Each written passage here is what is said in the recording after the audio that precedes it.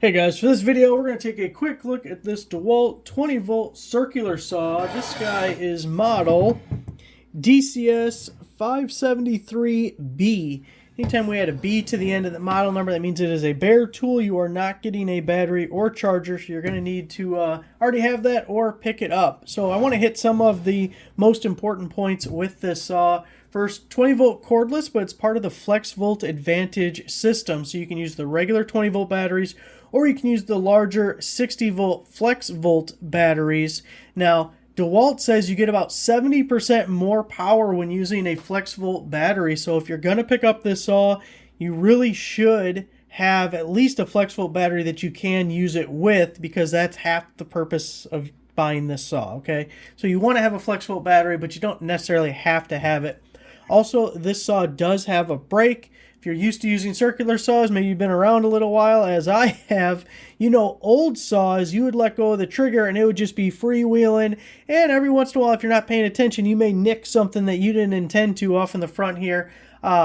Especially the cord on a corded saw back in the day. So this has a brake. As soon as you let go of the trigger, bam, it stops. So much safer, nicer. It's actually faster because you don't have to actually pay attention to where you put the saw down. I mean, you kind of still have to, but you don't have to worry about the blade winging around and nicking something. So those are a couple of important points with it. Also, the blade is on the right side of the saw. You have some saws it's on the left, some it's on the right. It's mostly a matter of preference. I would stick with whatever you have already. If you like the saw you have, you're just looking for a cordless version, or you're just looking to upgrade, but yours is on the right now, I would stick with something to the right. If yours right now is on the left, but you are annoyed by that fact, maybe try it on the right. But generally, stick with what you're comfortable with. So obviously we have the little spring-loaded guard guy right there. We can adjust the depth and the pitch, and I like that they are not wing nuts. You know, sometimes back in the day everything was a wing nut. You sit there. This is much easier because it's just these levers, and you can push the lever, adjust it, and then for your angle, if you need a bevel or something, you can just lift the lever and adjust that as well. We have our spindle lock as we're looking at the front right here for changing our blade, and it also even has an LED light, which is kind of tucked away right there, but nice positioning, so we'll be able to easily see what we're doing. We do have the rafter hook at the top there if you would have any need for that.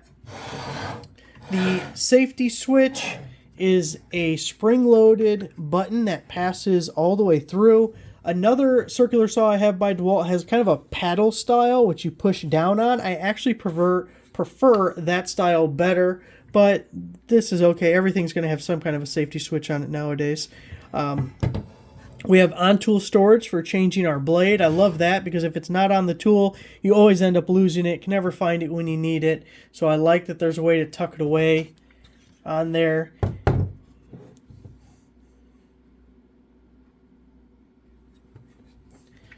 So right-sided blade, 7 1/4 inch brushless motor, part of the FLEXVOLT Advantage line of tools, so you get more power out of it.